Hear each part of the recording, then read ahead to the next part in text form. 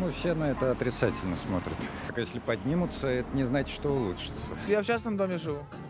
Мне как бы все равно. Ну, повысится, значит, так надо. Негативно, естественно. Как? Негативно, ну как? Повышение цен, кто будет хорошо к этому относиться? Неоднозначно, конечно, но если качество услуг будет соответствовать этим ценам, мы готовы платить.